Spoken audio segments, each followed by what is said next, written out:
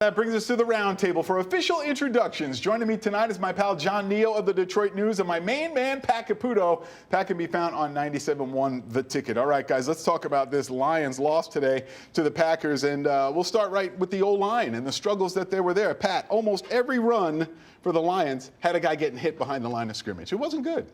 Well, everything was bad about their offense. No timing. You sit back in the pocket and look around with Jared Goff, and he's going to get sacked. You have to get the ball out quick. There were no timing routes that were prevalent the previous offensive coordinator. And, when you have to get the compulsory run in there to try to get the run game going, it was just an awful effort. And the middle of the offensive line was frankly terrible. John, you heard the comments there. Urgency needs to be there from Goff. I mean, they didn't have it today. Obviously, it needs to come back next week. And in that run game, Pat mentioned that a little bit. I thought that we would see Gibbs and Montgomery at the same time in the backfield and maybe give it a new wrinkle. And we didn't see any new wrinkles. Yeah, I mean, I was a little surprised at the sort of lack of creativity from the offense from John Morton, first time out as the new coordinator there.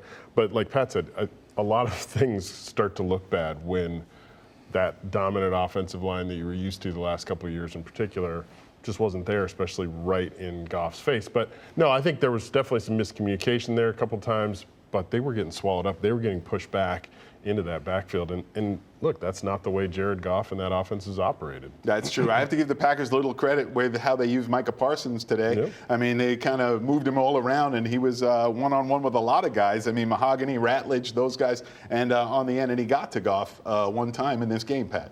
Well, yeah, their pass rush was pretty good, but part of it is when you have somebody that's creeping up on you like that, you have to make them pay for it. Right. And you got to get the ball out quick. Yep. They didn't get the ball out quick. One of their strengths has been three-step drop, ball into somebody's hands. They didn't take advantage of their weapons. Laporta, where was he? Gibbs, they tried these bad passes to him that weren't going to work.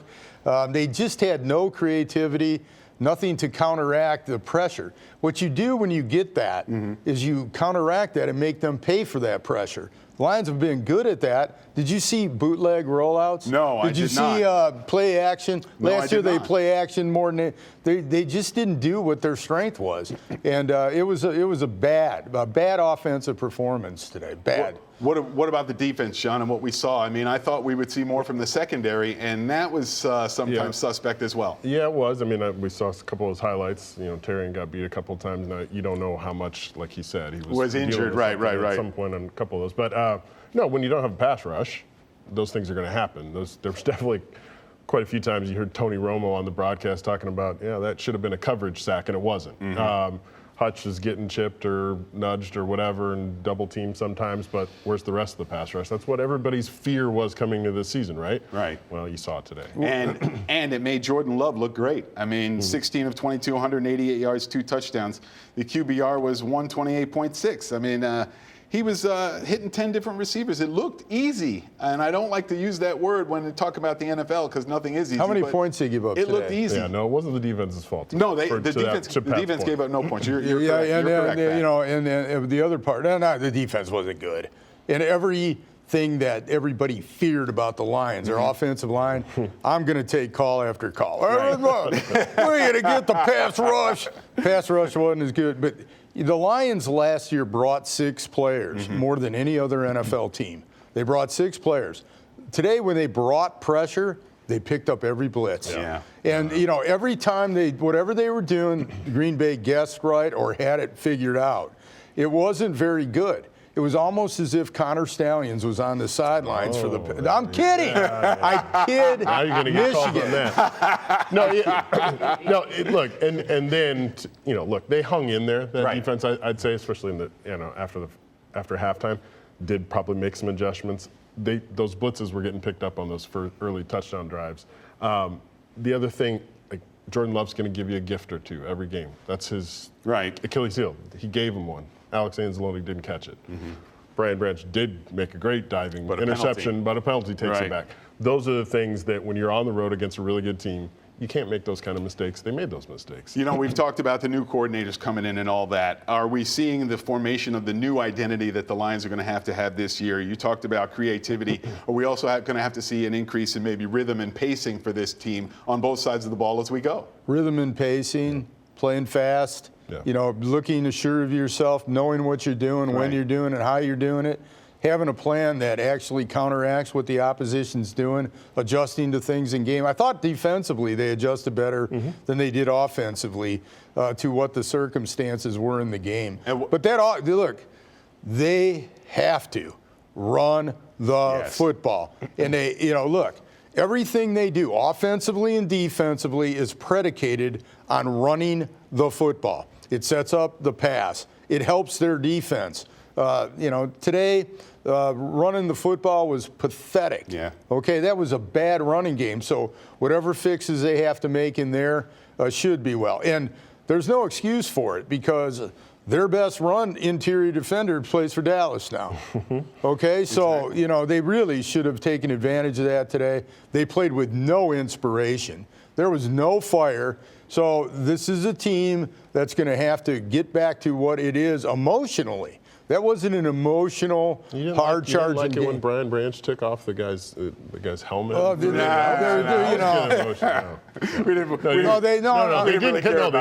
did not play fast. They did not play fierce. No, the offense has to set the tone. And we'll definitely need to see more of that. Let's talk about the Tigers right here. Lost 2 of 3 to Chicago. You heard A.J. Hinch pitching the issue. 9 walks, Pat. I mean, I can't believe that we're seeing that. I think it was 13 walks in 3 games for the Tigers staff. Well, I can believe it. I've been watching that pitching staff for a while now. Doesn't look like it's real solid to me. This isn't like some kind of new thing here. No, and pitching is still the issue. It seems like every time you host Sportsworks here, what do you start? A rough day for Charlie Morton. Rough day for everybody. Every starter except for Scooble. Yeah, so so that's basically what they are right now, and it doesn't look like they'd be the greatest playoff team right now. Right. So it's a little bit disconcerting, and really the pitching is really a problem. Run suppression. Ugh.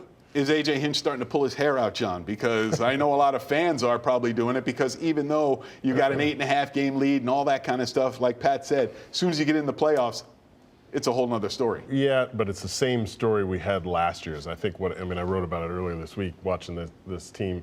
It is going to be a lot like it was last year in the playoffs. Aside from the Scooble start, it's going to be, we're going to let these guys, we might start with an opener. We might do the bulk relief thing. But we also are definitely going to see 2 times through the order for the other starting pitching not named Tarek Skubal, and that's going to be a problem. That's going to test that bullpen, and the next 3 weeks are an audition to see if they can get to. The next 3 weeks are going to be an audition to see who's going to be in that bullpen. Well, it is. To John's point, they've got.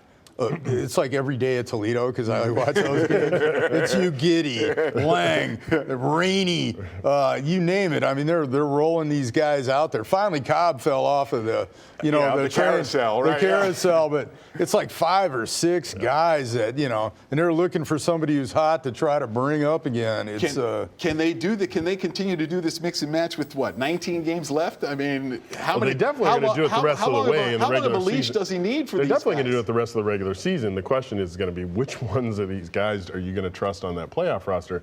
And look, you're hoping that Troy Melton is going to be a regular weapon, but then today, he looked like a rookie today, and so and Tommy Kahnle maybe had 4 or 5 decent outings, and then today. Again back into the tank. Yeah, that's going to. I mean, if he's pulling his hair out, it's that. It's like. Can somebody please step up here? You mentioned that it may be a repeat of the pitching chaos we saw last year, but is the quality of the chaos still there? No, I think that's because Tyler Holton you thought was money last year, and he was. Well, last year that was a cute nickname. This year it's a sad reality. Right. Yeah, it definitely is. Tiger fans, cross your fingers. It's a big series coming up for them with the Yankees in New York. I mean, the Yankees are there. It's a playoff preview, perhaps, but it's Flaherty and Mize and somebody. Well, perhaps we're seeing the right guy get the start in Game 1, Casey Mize. I mean, because lately he's been okay. His last outing against the Mets, Pat, you saw it, 5 innings, 3 strikeouts. In the last few innings, he's been okay. Well, the Yankees may not even show up for that game. Come on now. Mize, right now is a 5-inning pitcher. They're trying to, because durability. He has thrown 150 innings, but it was like in 2021. So it's a hard kind of thing. You want to have something left with him in the tank. You want to get him through. You don't want to get him in that 6th inning where he starts getting hit. That's a hitter's ballpark. That's a tough series for them. It really is a tough series. So if they get through that and they get a win out of it and just kind of keep limping home and then maybe get that second win that sometimes comes, that's the best hope. But right now, honestly, it doesn't look good for the playoffs, but there's still time left. And, of course, they come into a Yankees team that's pretty hot, taking 2 of 3 from a very hot Toronto team. So they will be determined. And I think they're only 2 games behind Toronto in that race for the best. Yeah, they were like so bad like 3 weeks ago. And that's the way the American League's been all year. Yeah. It's like there's nobody taking charge of it. And the Tigers are just another team that's got a chance, but it's kind of an equal chance with these other teams who are flawed too. Pat, your reflection on the game against Oklahoma, what'd you think? Well, I thought Bryce Underwood was underwhelming. I thought their play calling was horrific. Dull, not creative, didn't really give chance. It looked like Oklahoma knew what was coming before it was coming. They did not stretch the field enough to take away from that. They just kept creeping up. I thought defensively they did okay. They held everybody except for Mateer. So it's kind of like a basketball player that scores a lot of points, but nobody else really did. Right. But also, it asks the question, do you really invest $3 million a year in a freshman quarterback, true freshman quarterback, or you go out and get a transfer who was 1,766 in his high school class and, and is getting $300,000 less to play? These were 2 top 10 college-paid athletes in this country against each other, and the experienced guy was one. If McTeer was playing for Michigan, they win. Yes. And if Underwood was playing for Oklahoma, they switched, they would have lost. So to me, that was the key to the game. Pat mentioned it, John, the offense not opening up a lot more, and he's got a strong arm, Underwood, so why not? Does he have the receivers he needs? No, and all those portal guys in next year are going to see this guy and say, yeah, we're coming to Michigan. So that'll be some. But for the offseason, no, they coached scared and they played scared. I mean, they coached scared, the field goals, the punting from the other team's 30. I mean, that's 1980s kind of, game management. And that's been an issue with Sharon Moore here now, going back to last year. Right. Some of the game management stuff wasn't good.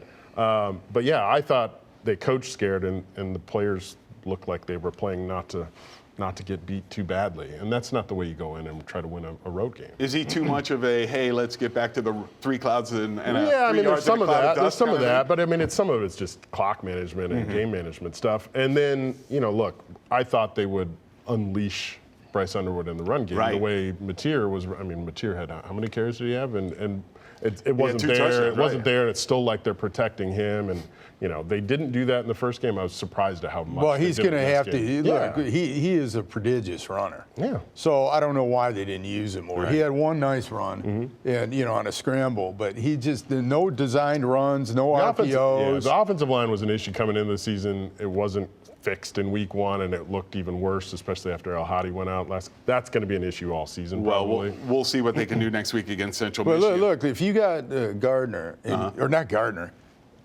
Underwood, yes. and you tuck, and you pull back, it's going to freak out the play defense. action. It should work. Exactly the old hey, man. All you got to do it. is fake, and you got to throw the ball, even if it's incomplete, down the field. They did one time, and he threw it ridiculously long, and then the other time they completed it. I agree. One guy who was throwing the ball was Aiden Childs. Exactly. Okay, now they beat Boston College 42-40 in double overtime. He took a big step forward, John, I think. His stat line says it. 19 for 29, 231 yards, and 4 touchdowns. And no interceptions, which is how they lost the game at Boston College last year in the rain. No, that was a huge game for him, especially the way it ended with him sort of winning the game for them. But it was, as we're talking about this, that was one of the things Jonathan Smith said after the first game is like, we didn't get any explosive pass game. We need to be more aggressive. They were, and lo and behold, it worked. Nick Marsh got the ball down the field.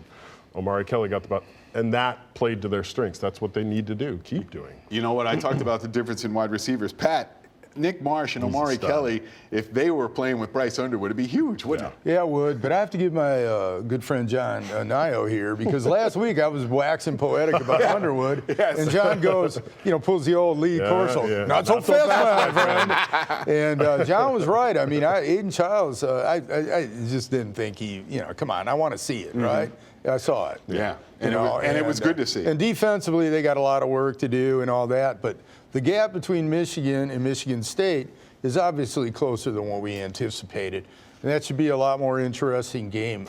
Should be a really fun game. Yeah. All right, well, for next up for MSU, Youngstown State at home, look for them to maybe go 3-0, I would think. All right, guys, let's move on. Really, something that happened recently. That limb is creaking. Woody stepped out on that limb. They're going to beat Youngstown. I did. Good, Woody, man, It's daring. a very solid limb, Pat. Oh, I'll man. just say that. Let's touch quickly on the passing of our friend Al Fracassa, Birmingham Brother Rice football coach, 92 years old. Pat, you've known him for a long time, and he was a force in this community for a long time. He was, when I was a youngster growing up where I grew up, he was a god. And then knowing him as an adult and being a reporter and all that, he was everything that we are in Detroit. Hardworking, right, tough as nails, consistency, humble, consistent effort, fair, sincere, all the good things that we like about ourselves. Al Fracassa was that, and there was nothing bad. Rarely you say that, but Al Fracassa was a wonderful, wonderful man. The old saying, he's a great coach and even a better person. That's true. That was very, very true in Al's case. Yeah, he will definitely be missed. He's past at 92 years old. John, the Bears next week. Ben Johnson coming back to Ford Field. Revenge. Go. Dan Campbell got asked about it after the game tonight, and he talked, he's not ready to talk about meeting Ben Johnson. But no, look, the Bears have to go play the Vikings in week 1. To the Lions' advantage, and we're going to see this a bunch this season where they've got extra time to prepare for an opponent that's coming off short rest. You got to take advantage of it, and then you got to win this game, because you can't let Ben Johnson come in here and beat you and fall to 0-2. And if there was a week where you needed extra time, Pat, this would be it, because there's plenty to clean up for this Lions team before they get to that game. Yeah, for one thing, man, just get something that jumps at yourself emotionally. Yeah, exactly. I mean, you got, this team is predicated, football is an emotional game. You can't go out there and play without emotion. And, the point of 0-2, teams have done the playoffs and everything after 0-2, but the odds are really against you. Especially when you're at Baltimore the weekend. And they have to hold court at home because their road schedule is so difficult. This is very, very important. That crowd will be right. I was just about to mention, because that crowd, not only are they fired up for the home opener, they hate the fact that Ben Johnson left them, especially after the way that last playoff game at home went. So I think the crowd's going to be showing up ready to. And we'll see what Ben Johnson has, or actually we'll see what Caleb Williams has. Well, hopefully he's got that wide receiver pass in his pocket, and then they get the 4th and short and they empty backfield. They do all that stuff he did in that game. I would love that. And if they get at somebody who's running really well or whatever, just don't give him the ball like they did with Gibbs last year. Hopefully he does everything against the Lions he didn't do. And the Commanders. I hope his game plan's the exact same for you all out there, you Lions fans. Well, we will see what happens with Ben Johnson. And it's not just the Bears offense either. It's the Bears defense too, because they're going to come in here. And after what we saw from the Lions offense, that could be a little dicey. No, look, they do have a lot to clean up on that offense. They got to figure some things out with that offensive line, with the play calling, and they got to get the ball downfield. They got to get some explosives out of Jahmyr Gibbs too. That was the other shock today, is they're just not a single time did he feel like the threat he was all last season. I would have liked to see maybe Jameson Williams do a little more. Perhaps that $83 million is holding him back a little bit. That wallet is fat. They did not spread the ball around like they normally do. Right. They did not run timing routes like they normally do. They haven't been a down the field except for once in a while team, but they've gotten a lot of chunk yardage on yards after the catch. They didn't free their receivers and put them in those type of positions today. It was really, really bad. They need to get much better at that. All right, we'll have to leave it there. Thanks a lot to Pat Caputo. Thanks a lot to John Niyo. John can be read in the Detroit News. Pat can be found on 97.1 The Ticket.